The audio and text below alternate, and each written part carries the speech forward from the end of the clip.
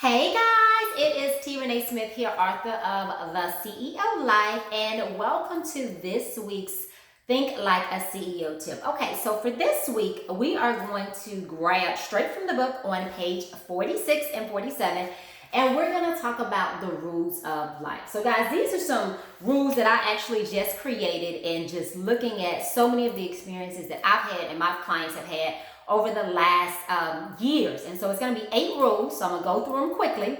So number 1 is, and these are your CEO life rules. Number 1, no one is in charge of your happiness but you.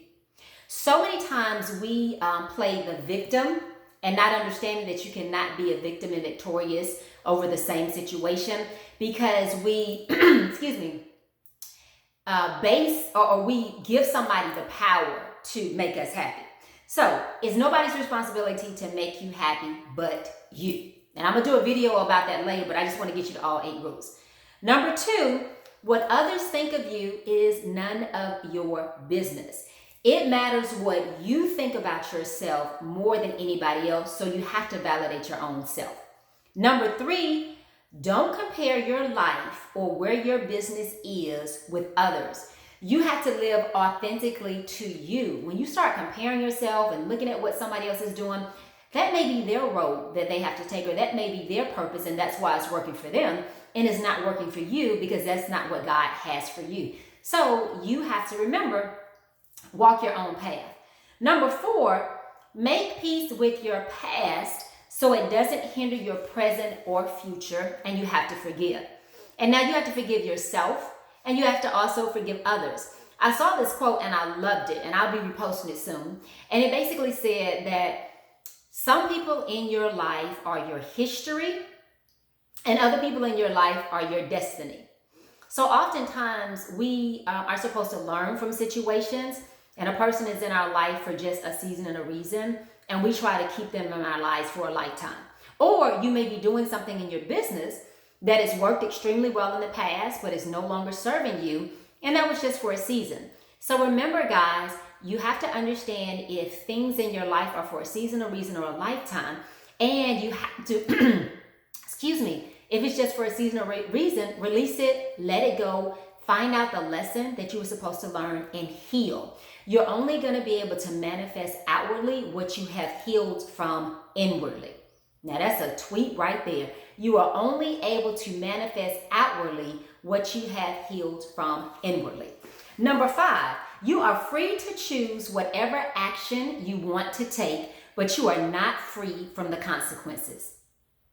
Some of us just act and do things like we may be wanting to improve our health, and we just continue feeding our body stuff that it is not good for it, and our body reacts, right? Or we may really be trying to build and grow our business, but we're not putting the time in that's required. So remember, you are responsible for whatever the consequences are. So be careful that you're planting the right seeds.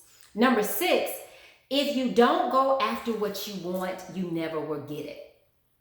I see so many people that are complaining about their life, complaining about their business, complaining about their husband, their wife, just complaining, right?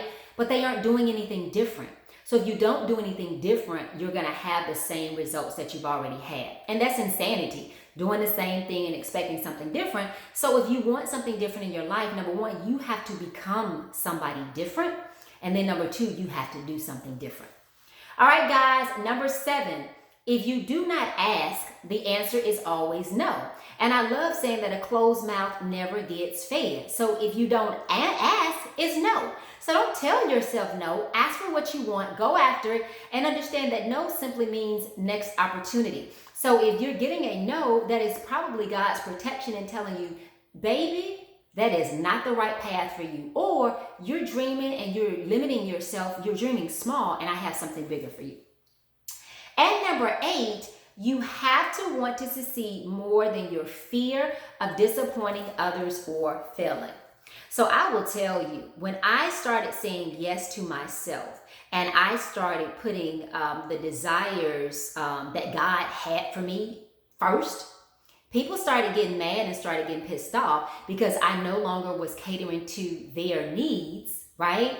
And so when you start saying yes to the path and the road that God has for you, when you start saying yes to your self-care, and you start setting boundaries, and you start setting expectations, you are going to piss some people off, because that's not how probably your relationship started. And so you're growing, you're evolving, and you're changing, and your relationship is not. It is still the same. So guys, these are 8 rules of life. I mean, these have served me well, and they're on page 46 and 47 of the CEO Life. So if you have not gotten your copy of the book, click the link below and get it. When I tell you that it's some amazing gems in here, and I go back and I read the book, and I know that God wrote this book through me, because half of the stuff in here, I'm like, really? Oh my God, that's great advice. But it really was God speaking to me for those people that want to create generational wealth through holistic entrepreneurship. You want to have that great business, you want to have those great relationships, you want to have money, you want your kids to be thriving, you want it all, right? And so this is your guidebook, and it's going to show you, a lot of people have called it the business Bible, and it really walks you through how you can have success in both your business and personal life. So guys, remember that you can do anything that you want to do. It's time to up-level your business and up-level your life. And really the first thing is changing your mindset, because you'll never have anything outwardly that you don't have inwardly. So make it a great week. Bye-bye.